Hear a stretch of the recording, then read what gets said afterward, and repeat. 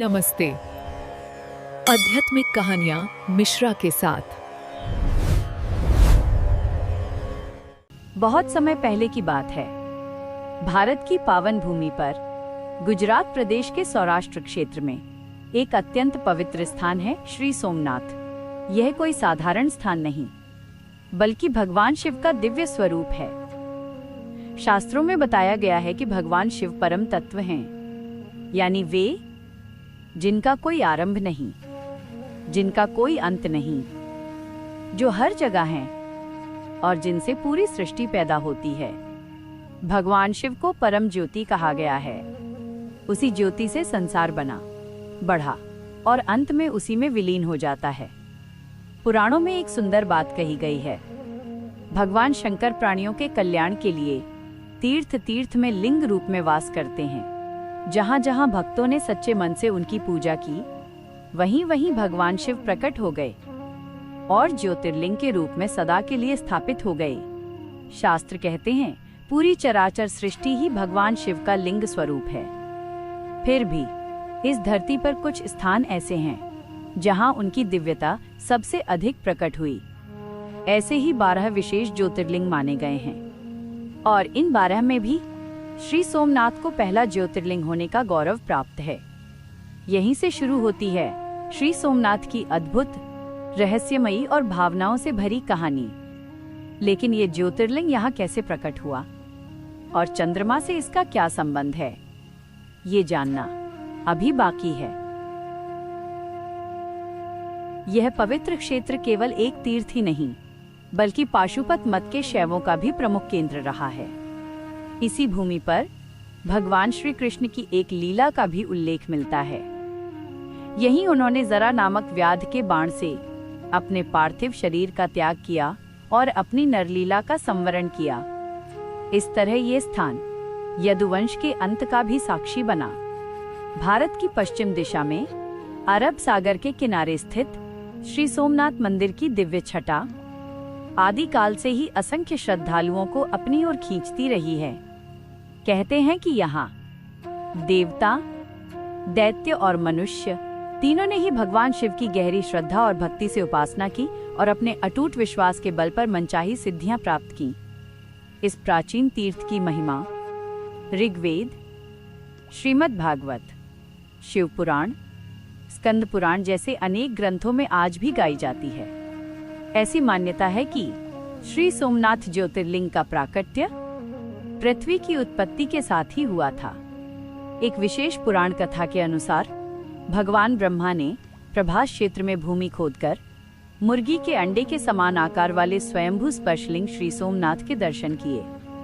उस लिंग के दर्शन से अत्यंत प्रसन्न होकर ब्रह्मा जी ने उस पर ब्रह्मशिला रखी और उसके ऊपर श्री सोमनाथ के भव्य वृहत लिंग की प्रतिष्ठा की। चंद्रमा ने उस लिंग का अर्चन किया। शास्त्रों में ये भी मिलता है कि सबसे पहला मंदिर चंद्रमा यानी सोम द्वारा बनवाया गया था। इसके बाद अलग अलग युगों में भिन्न भिन्न शासकों ने इस मंदिर का पुनर्निर्माण कराया। कभी चांदी से, कभी लकड़ी से, तो कभी पत्थर से। श्री सोमनाथ का ये धाम हर युग में नए रूप में खड़ा होता रहा। लेकिन प्रश्न ये है, इतने निर्माण और पुनर्निर्माण के पीछे क्या कोई गहरी कथा छिपी है? और चंद्रमा का इससे संबंध इतना विशेष क्यों माना जाता है? इसका रहस्य अभी आगे खुलना बाकी है। समय के साथ श्री सोमनाथ का मंदिर अलग अलग युगों में भव्य रूप से बनाया गया।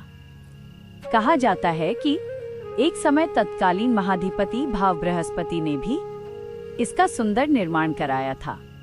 शिव पुराण में श्री सोमनाथ के प्राकट्य की कथा दक्ष प्रजापति और चंद्रमा से जुड़ी हुई बताई गई है। सृष्टि की रचना के लिए भगवान ब्रह्मा ने दक्ष प्रजापति को आदेश दिया। दक्ष ने अपनी पत्नी असिकनी से पहले 2 पुत्र उत्पन्न किए और उन्हें सृष्टि फैलाने का कार्य सौंपा। वे दोनों नारायण सरोवर में तपस्या करने गए। वहां नारद जी ने अपने कठोर प्रश्नों से उन्हें संसार से विरक्त कर दिया और वे सन्यासी बन गए। ये बात दक्ष प्रजापति को अच्छी नहीं लगी।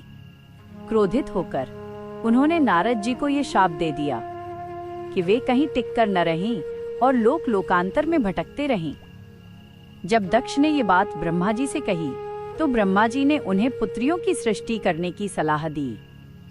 इसके बाद दक्ष ने असिकनी के गर्भ से 60 कन्याओं को जन्म दिया।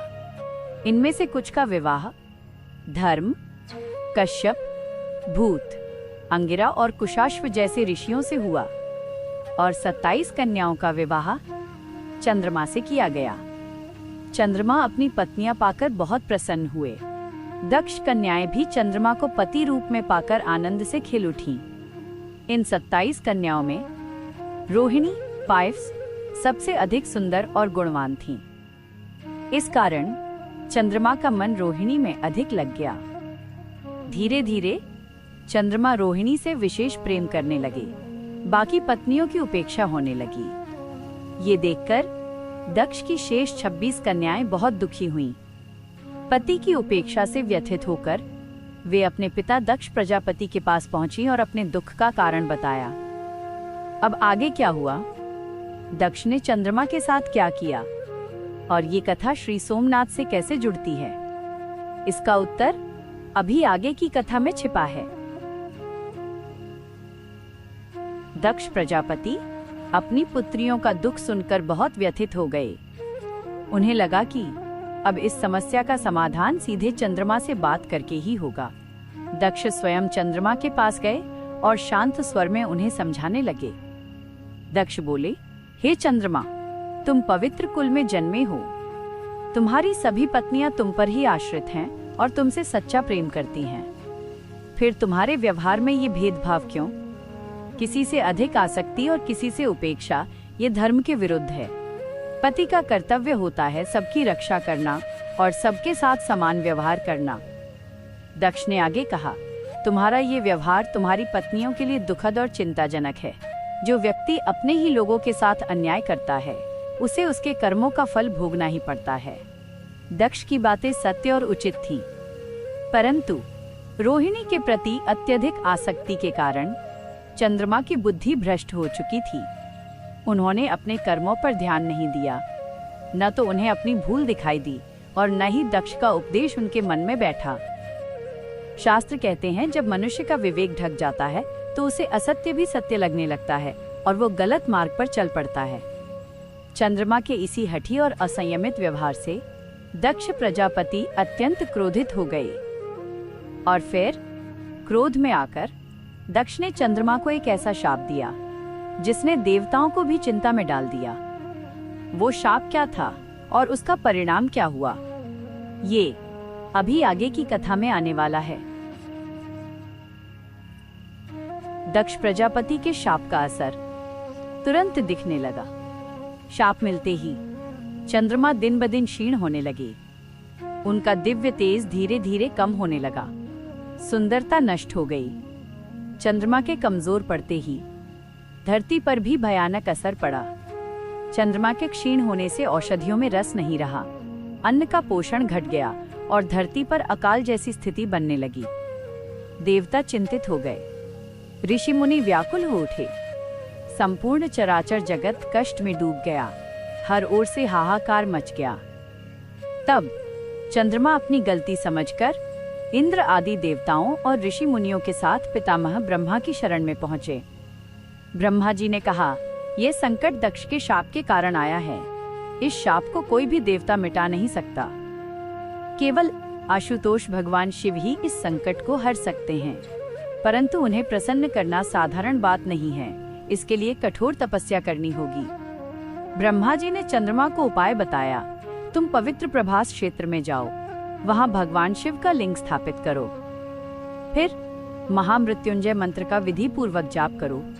कठोर तपस्या से जब शिव प्रसन्न होंगे, तभी तुम्हें इस शाप से मुक्ति मिलेगी। ब्रह्मा जी की आज्ञा स्वीकार कर चंद्रमा देवताओं और ऋषियों के साथ प्रभास क्षेत्र पहुंचे। वहां उन्होंने शिवलिंग की स्थापना की और लगातार महामृत्युंजय मंत्र का जप करने लगे। कई महीनों तक वे एक ही स्थान पर खड़े रहकर कठोर तपस्या करते रहे। दिन रात उनका एक ही संकल्प था, भगवान शिव को प्रसन्न करना। और फिर चंद्रमा की इस अत्यंत कठोर तपस्या से भगवान भूतनाथ प्रसन्न हो गए। अब शिव क्या वर देंगे? क्या चंद्रमा को पूरी शाप मुक्ति मिलेगी या कोई विशेष शर्त होगी? इस रहस्य का उत्तर अभी आगे की कथा में आने वाला है। चंद्रमा की कठोर तपस्या से भगवान शिव प्रसन्न हो गए। एक दिन भगवान अपने दिव्य स्वरूप में उनके सामने प्रकट हुए।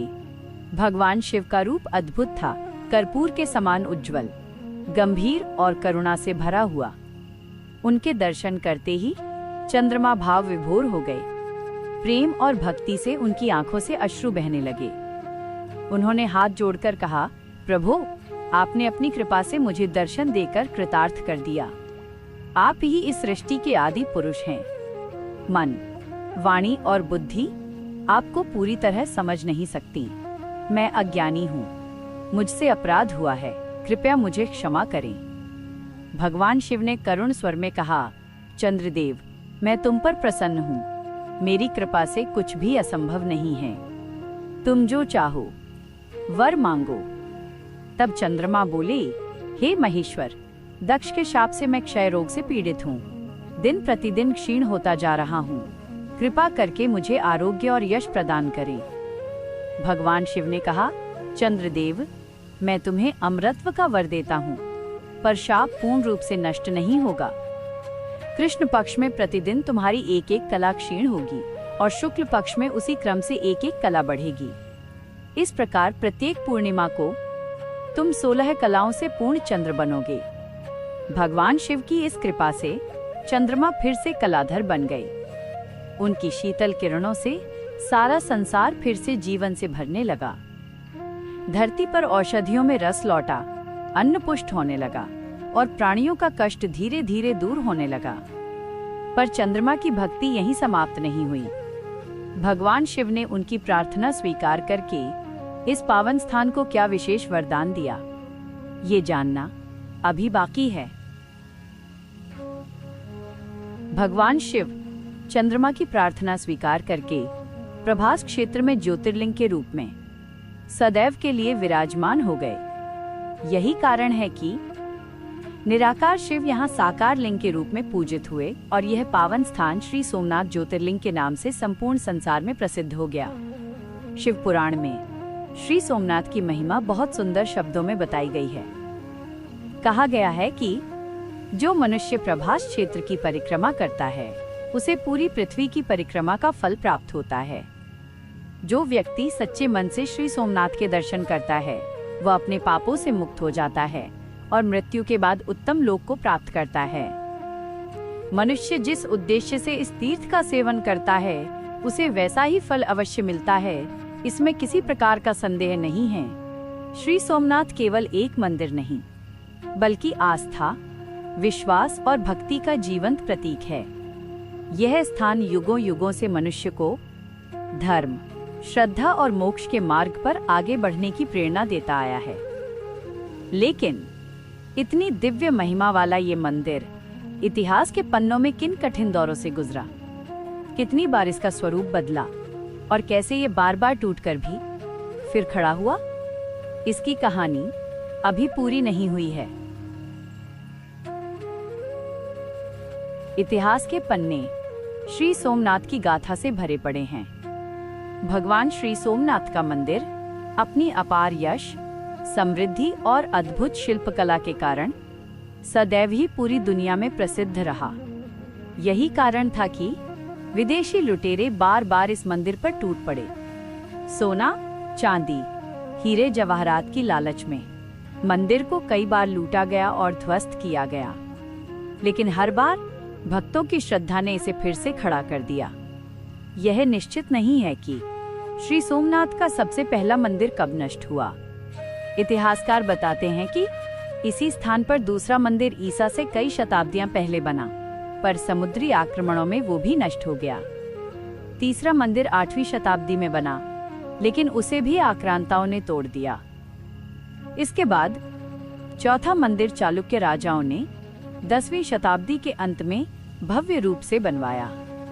ईस्वी सन 1024 में महमूद गजनवी ने प्राचीन श्री सोमनाथ मंदिर को भारी क्षति पहुंचाई। कहते हैं कि जब शिवलिंग को तोड़ा नहीं जा सका, तो मंदिर के ऊपरी भाग में भयानक आग लगा दी गई। मंदिर में नीलम जड़े 56 खंभे थे, जिनमें अमूल्य रत्न और हीरे जवाहरात जड़े हुए थे। उनमें से अनेक को तोड़कर लूट लिया गया। लूटपाट के बाद भी श्रद्धा समाप्त नहीं हुई। राजा भीमदेव ने मंदिर की प्रतिष्ठा में पूरा सहयोग दिया और इसे फिर से भव्य बनाने का प्रयास किया। बाद में सिद्धराज जयसिंह ने भी मंदिर के निर्माण और सौंदर्यकरण में महत्वपूर्ण योगदान दिया।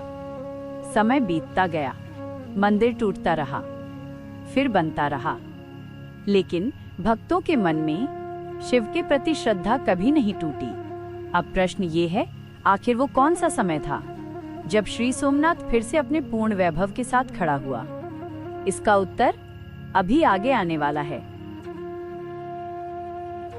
समय के साथ सौराष्ट्र के राजा खंगार ने भी मंदिर के सौंदर्यकरण में अपना वैभव और जनबल लगाया।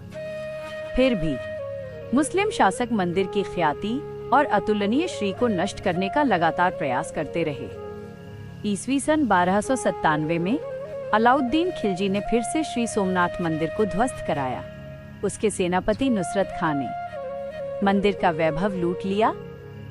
इसके बाद ईस्वी सन 1354 में गुजरात में सुल्तान मुजफ्फर शाह का शासन हुआ। उसने भी मंदिर को नष्ट करने की पूरी चेष्टा की। ईस्वी सन 1433 में सुल्तान अहमद शाह ने अपने पूर्वजों के मार्ग पर चलते हुए श्री सोमनाथ को फिर मिटाने का प्रयास किया। ईस्वी सन 1706 में औरंगजेब ने श्री सोमनाथ पर अंतिम बड़ा आक्रमण किया। वहां एक मस्जिद का निर्माण भी कराया गया, परंतु श्री सोमनाथ आदिदेव भगवान शिव का दिव्य धाम है। ये देवालय अपने श्रद्धालुओं की असीम श्रद्धा के कारण अनेक उत्थान पतन का साक्षी बनते हुए भी बार बार दिव्यता के शिखर पर पहुंचता रहा। सृष्टि के आदि सृष्टा महादेव का अस्तित्व मिटाना मानव सामर्थ्य से परे है। जो भी उसे मिटाने चला, वह स्वयं इतिहास के अंधकार में खो गया। आज भी भगवान श्री सोमनाथ अपने स्थान पर और अधिक भव्य रूप में विराजमान हैं। वे अपने भक्तों को भक्ति और मुक्ति का अमृत प्रदान करते रहते हैं। श्री सोमनाथ मंदिर के मूल स्थान पर ही ट्रस्ट द्वारा नवीन मंदिर की स्थापना की गई। इसी स्थान पर अंतिम मंदिर का निर्माण कराया गया। इसके बाद इतिहास ने एक नया मोड़ लिया, जिसने श्री सोमनाथ को फिर से राष्ट्रीय चेतना का प्रतीक बना दिया। यह अंतिम अध्याय अभी सामने आना बाकी है। समय आया जब श्री सोमनाथ फिर से अपने गौरव को पाने लगा। सौराष्ट्र के पूर्व राजा दिग्विजय सिंह ने 8 मई 1950 को मंदिर की आधारशिला रखी।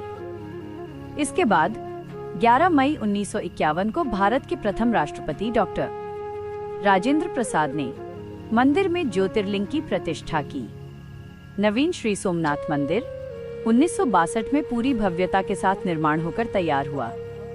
सन 1970 में जामनगर की राजमाता ने अपने स्वर्गीय पति की स्मृति में दिग्विजय द्वार का निर्माण करवाया। इस द्वार के पास राजमार्ग है और वहीं पूर्व गृह मंत्री सरदार वल्लभ भाई पटेल की प्रतिमा भी स्थापित है। श्री सोमनाथ मंदिर के पुनर्निर्माण में सरदार वल्लभ भाई पटेल का योगदान भारतीय इतिहास में सदैव अविस्मरणीय रहेगा। आज श्री सोमनाथ केवल एक मंदिर नहीं, बल्कि भारतीय संस्कृति और सनातन धर्म की ध्वजा बनकर खड़ा है। यह मंदिर जिस स्थान पर स्थित है उसे वेरावल, सोमनाथ पाटन, प्रभास और प्रभास पाटन जैसे नामों से जाना जाता है। श्री सोमनाथ मंदिर 3 भागों में विभाजित है: गर्भगृह, सभा मंडप और नृत्य मंडप। इसका शिखर 150 फुट ऊंचा है। शिखर पर स्थित कलश का भार 10 टन है और ध्वज 27 फुट ऊंचा है। मंदिर के दक्षिण में समुद्र किनारे एक स्तंभ है। उस पर तीर का निशान यह संकेत देता है कि श्री सोमनाथ मंदिर और दक्षिण ध्रुव के बीच धरती का कोई भी भूभाग नहीं है। मंदिर के पीछे स्थित प्राचीन स्थल के बारे में मान्यता है कि ये माता पार्वती का मंदिर है। आज श्री सोमनाथ मंदिर की व्यवस्था और संचालन श्री सोमनाथ ट्रस्ट के अधीन है। सरकार ने ट्रस्ट को भूमि और बाग बगीचे देकर आय का प्रबंध किया है। यह तीर्थ, पितरों के श्राद्ध, नारायण बलि जैसे कर्मों के लिए भी प्रसिद्ध है। चैत्र, भाद्रपद और कार्तिक मास में यहाँ विशेष धार्मिक आयोजन होते हैं। और यहीं से श्री सोमनाथ की ये गाथा एक नई पीढ़ी के हृदय में फिर से जीवित हो उठती है। शास्त्रों में यहाँ श्राद्ध करने का विशेष महत्व बताया गया है। चैत्र, भाद्रपद और कार्तिक इन 3 महीनों में यहाँ श्रद्धालुओं की विशेष भीड़ रहती है। यहाँ हिरण्या, कपिला और सरस्वती इन 3 नदियों का पावन संगम है। इस त्रिवेणी में स्नान का भी अत्यंत महत्व माना गया है। श्री सोमनाथ मंदिर आज विश्वविख्यात पर्यटन और धार्मिक स्थल है। मंदिर प्रांगण में रात 7:30 से 8:30 बजे तक साउंड एंड लाइट शो होता है, जिसमें श्री सोमनाथ मंदिर के इतिहास का सुंदर वर्णन किया जाता है। इस मंदिर की अद्भुत छटा दर्शकों को अपने आप आकर्षित कर लेती है। समुद्र की गूंजती ध्वनि और ऊंची लहरों के बीच यहाँ खड़े होकर भगवान श्री सोमनाथ की उपासना करते हुए अद्भुत शांति का अनुभव होता है। समुद्र तट पर लोग फोटो खिंचवाने, ऊंट घोड़े की सवारी करने और समुद्र में स्नान करने का आनंद भी लेते हैं। यहाँ हमेशा मेले जैसा उत्सवमय वातावरण बना रहता है। भगवान श्री सोमनाथ की पूजा और अभिषेक के लिए अत्यंत पवित्र जल हरिद्वार, प्रयाग और काशी से नित्य मंगाया जाता है। विशेष पर्वों पर कश्मीर से फूल मंगवाकर भगवान की विशेष पूजा की जाती है। पूजा का समय प्रातः 7 बजे से 12 बजे तक और सायं 4 बजे से 7 बजे तक निर्धारित है। श्री सोमनाथ मंदिर में साल भर चहल पहल रहती है। लाखों देशी विदेशी तीर्थ प्रेमियों के कारण यहाँ सदैव उत्सव जैसा माहौल बना रहता है। फिर भी वर्ष के कुछ पर्व यहाँ विशेष धूमधाम से मनाए जाते हैं। महाशिवरात्रि ये श्री सोमनाथ का सबसे बड़ा पर्व है। ये पर्व फरवरी-मार्च में पड़ता है। इस दिन श्री सोमनाथ मंदिर और अहिल्याबाई मंदिर को विशेष रूप से सजाया जाता है। लेकिन महाशिवरात्रि की इस रात ऐसा क्या होता है जो भक्तों को रात भर जगाए रखता है? इसका वर्णन अभी आगे आने वाला है। श्री सोमनाथ में हर पर्व भक्ति और उल्लास के साथ मनाया जाता है। शिव भक्तों द्वारा यहाँ बड़े ही उत्साह और श्रद्धा से महापर्व मनाए जाते हैं। कार्तिक मेला डोमा डोमा यह एक विशाल मेला होता है जो कार्तिक मास की पूर्णिमा तिथि पर आयोजित किया जाता है। इस अवसर पर धार्मिक एकता और दिव्यता स्पष्ट रूप से दिखाई देती है।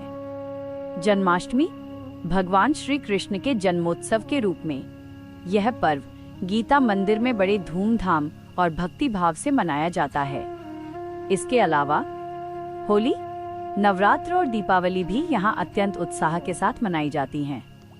प्रभास क्षेत्र शैव और वैष्णव दोनों का ही महातीर्थ है। इस क्षेत्र में आदि ज्योतिर्लिंग श्री सोमनाथ के अलावा अनेक अन्य पवित्र तीर्थ स्थित हैं। अग्निकुंड फॉर्मास खौ प्रभास पाटन नगर के बाहर समुद्रका नामक अग्निकुंड स्थित है। यात्री यहाँ पहले स्नान करते हैं और फिर प्राचीन त्रिवेणी में स्नान के लिए जाते हैं।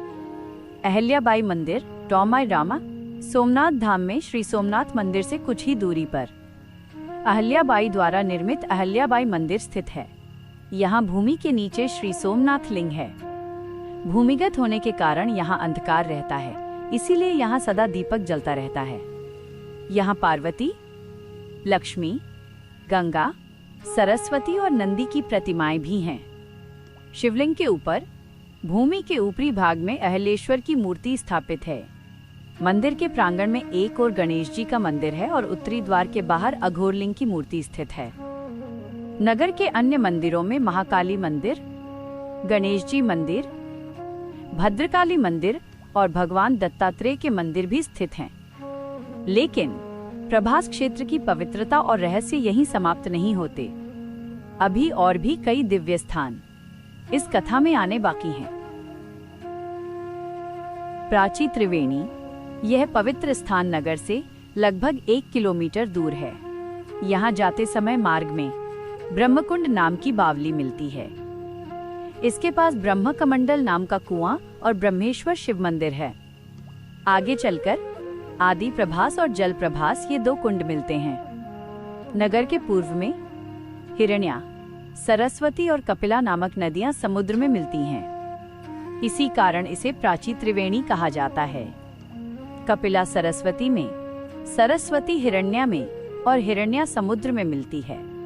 प्राची त्रिवेणी से थोड़ी दूरी पर सूर्य मंदिर है।